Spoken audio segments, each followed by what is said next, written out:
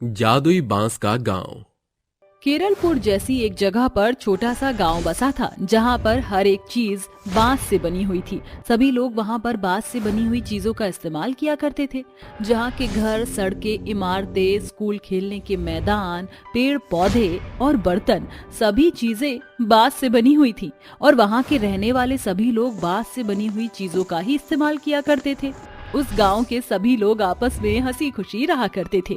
लेकिन कुछ कंस्ट्रक्शन के लोग उस गांव में आते हैं और बांस से बने हुए गांव में रहने वाले सभी लोगों से कहते हैं, देखो, यहाँ से जितनी जल्दी हो सके इस जगह को खाली कर दो। हमारे पास ऊपर से ऑर्डर आया है कि हमें इस जगह को तोड़कर यहाँ पर बहुत बड़ी बड़ी ईंटों की इमारतें बनानी है। अगर तुम लोगों ने हमारी कहने पर इस जगह को खाली नहीं किया तो हम तुम्हें 7 दिन की मोहलत देते हैं। हम 7 दिन बाद इस जगह के ऊपर बुलडोजर चलवा देंगे। उसके बाद ना रहेगा बांस, ना बजेगी बांसुरी। तभी वहाँ के सभी लोग उन लोगों की बातें सुनकर उनके ऊपर जोर जोर से हंसने लगते हैं। अरे तुम्हें क्या लगता है कि तुम हमें यहाँ से जगह खाली करने के लिए कहोगे और हम बहुत जल्दी यहाँ से जगह खाली करके चले जाएंगे? अरे यहाँ तो हम पैदाइशी रह रहे हैं। ये हमारा गांव है और ये गांव बांस से बना है। तुम चाहे जितनी भी कोशिश कर लो, ये नहीं टूटेगा।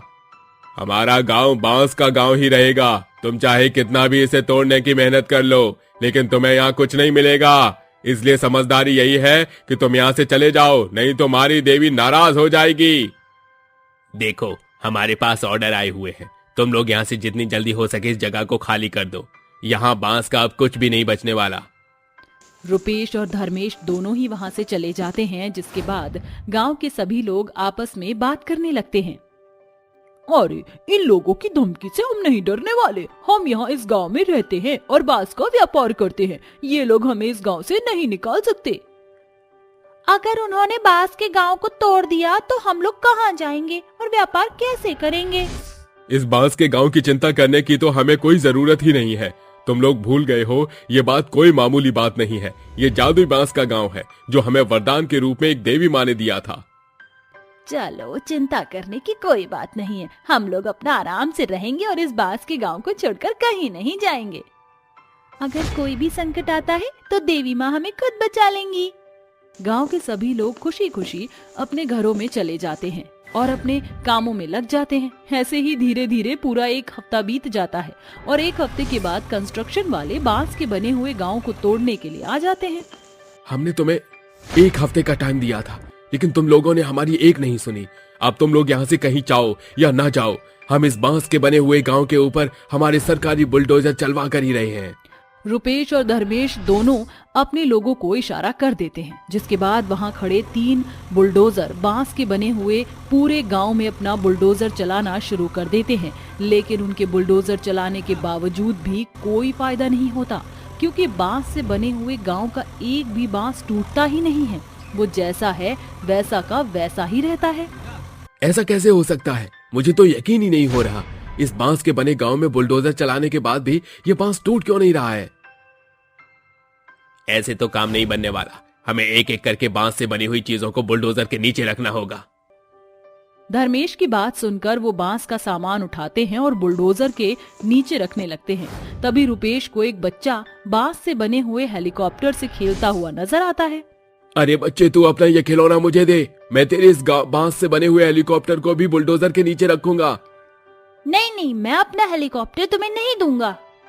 रुपेश उस बच्चे से जबरदस्ती उसका बांस से बना हुआ हेलीकॉप्टर छीन लेता है, जिसके बाद वह बुलडोजर के नीचे बांस से बने हुए हेलीकॉप्टर को रखता है। लेकिन बुलडोजर चलने के बाद भी उसका बांस से बना हुआ हेलीकॉप्टर टस से मस नहीं होता और वह जैसा था वैसा ही रहता है। आखिर ये सब क्या हो रहा है? मुझे तो कुछ समझ नहीं आ रहा। अगर ऐसे ही चलता रहा तो हम इस बांस के गांव का एक दिन का भी टस से मस नहीं कर पाएंगे। धर्मेश ऐसा कह ही रहा था कि तभी वहां पर एक देवी माँ प्रकट होती हैं और उन दोनों से कहती हैं, ये कोई मामूली गांव नहीं है। ये गांव तो बांस का जादुई गांव है। इस गांव का तुम एक तिनका भी नहीं हिला सकते।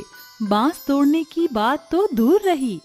देवी माँ को देखते ही धर्मेश और रुपेश दोनों ही अचंभित रह जाते हैं और देवी माँ के सामने हाथ जोड़कर खड़े हो जाते हैं। अरे देवी माँ, आप मुझे क्षमा कर दीजिए। हमसे गलती हो गई। हमें नहीं पता था कि यहाँ स्वयं देवी माँ का वास है। ये सब तो ठीक है देवी माँ, लेकिन मुझे ये अभी तक समझ नहीं आया कि ये गांव जादुई क्यों है और आपने इस गांव को जादुई बांस का गांव क्यों बनाया है। कुछ समय पहले इस गांव में इन लोगों के घर बांस से बने हुए थे। ये सभी बहुत ज्यादा गरीब थे। एक दिन बाढ़ के चलते इन सभी के घर तहस नहस हो गए। बाढ़ के खत्म होने के बाद इन बेचारे गरीब लोगों ने अपने घरों को बांस की मदद से दोबारा खड़ा करने की कोशिश की, लेकिन ऐसा हो नहीं पाया।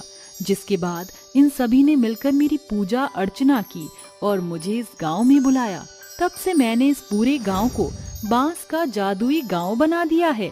धन्य हो गए भाग। देवी माँ के मैंने भगवान के बारे में सुना तो बहुत था, लेकिन आज साक्षात अपने सामने भगवान को देख मेरी जिंदगी सफल हो गई।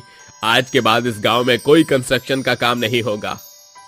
रुपेश धर्मेश को लेकर वहां से चला जाता है, जिसके बाद उस गांव में कोई भी कंस्ट्रक्शन का काम करने कभी नहीं आता, बल्कि उस गांव के सभी लोग अब शहर के लोगों से भी अपना व्यापार करना शुरू कर देते हैं। देखते ही देखते बांस का गांव बहुत ज्यादा फेमस हो जाता है और बाहर के लोग बांस के गांव में आना शुरू कर देते हैं। अरे आओ आओ साहब, हमारे यहाँ की बांस खरीदो और अपने शहर लेकर जाओ। इन बांस से बने हुए घर कभी नहीं टूटेंगे। तभी वहाँ पर एक दूर शहर से मनोहर नाम का आदमी आता है, जो नीलम से कहता है, अरे जरा मैं भी तो देखूं, आखिर इस जादुई बांस के गांव में ऐसी क्या खासियत है। मनोहर एक बांस की लकड़ी उठाकर उसे तोड़ने की कोशिश करता है, लेकिन खूब कोशिश करने के बाद भी वो उसे तोड़ नहीं पाता। अरे ये तो दुनिया का 8वां अजूबा ही है।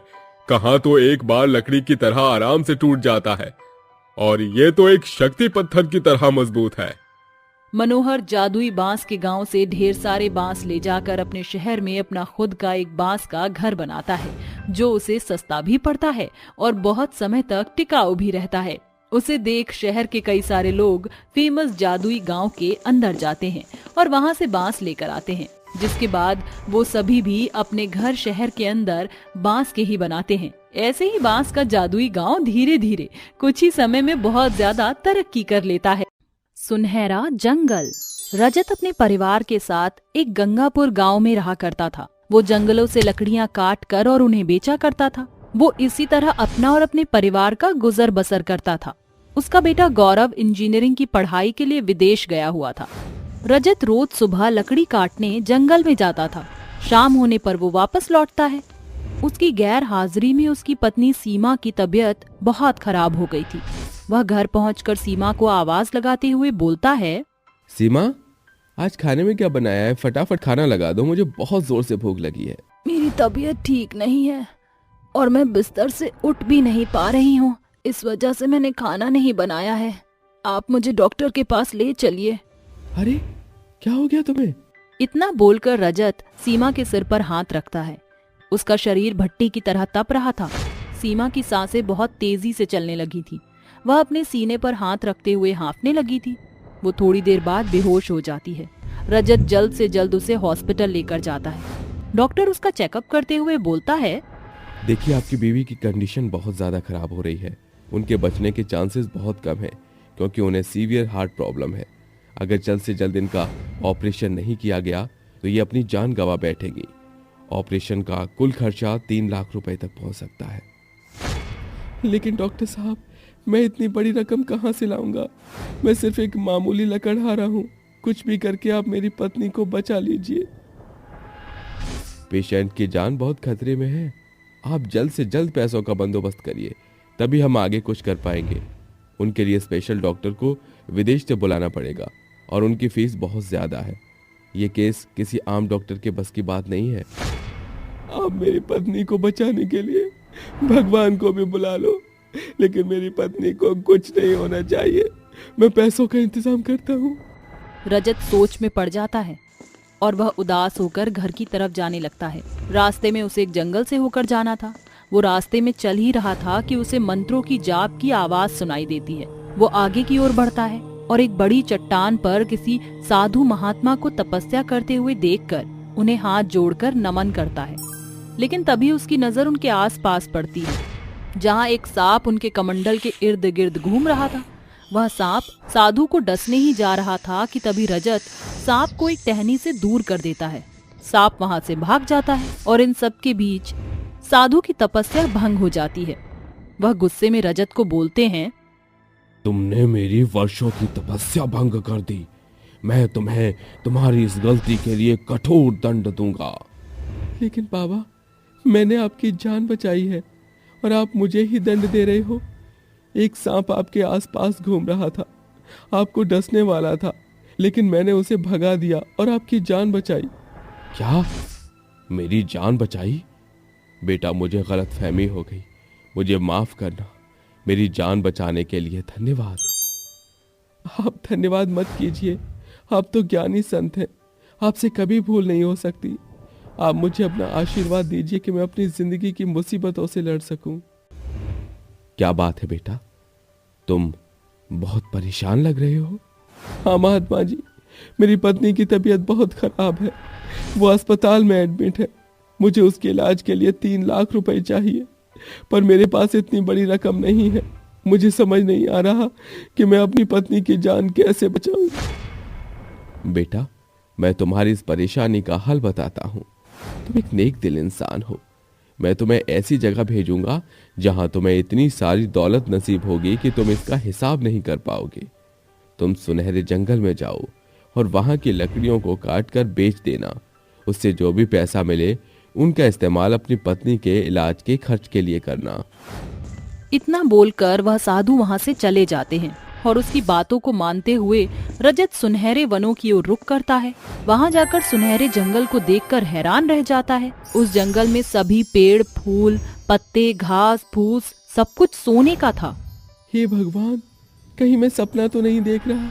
इतना सारा सोना। मैं सोने की लकड़ियों को बेचकर बहुत पैसा कमा लूंगा और अपनी पत्नी का इलाज कराऊंगा।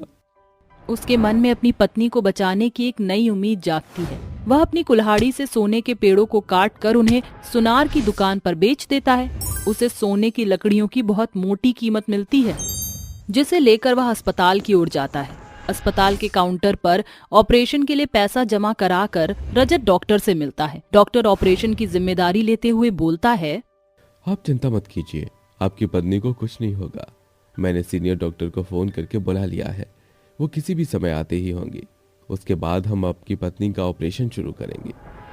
आपका बहुत बहुत धन्यवाद डॉक्टर साहब। कुछ ही देर में सीनियर डॉक्टर हॉस्पिटल में आता है और सीमा को ऑपरेशन थिएटर में शिफ्ट करने के लिए कहता है। थोड़ी देर बाद नर्सेज और डॉक्टर मिलकर उसका ऑपरेशन कर देते हैं।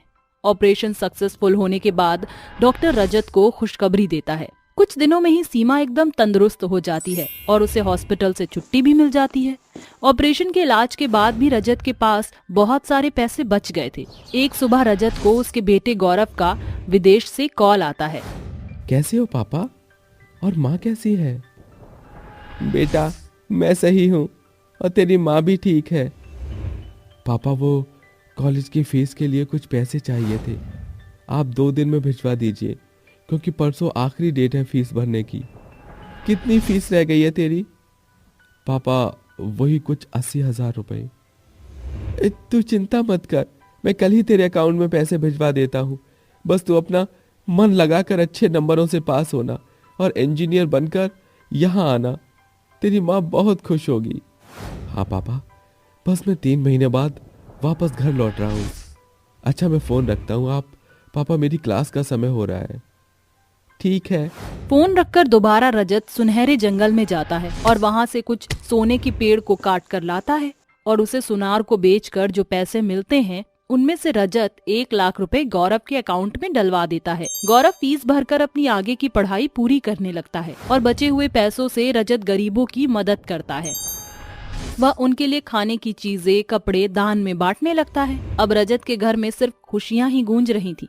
3 महीने बाद गौरव घर लौटता है, जिसे देख सीमा और रजत उस पर बहुत गर्व करते हैं। रजत हमेशा उस साधु महात्मा और सुनहरे जंगल का शुक्रिया अदा करता है, क्योंकि अगर आज सुनहरा जंगल ना होता तो आज सीमा उसके साथ ना होती और उसका बेटा आज इंजीनियर ना बनता। अब रजत खुशी खुशी अपनी आगे की जिंदगी बिताता है।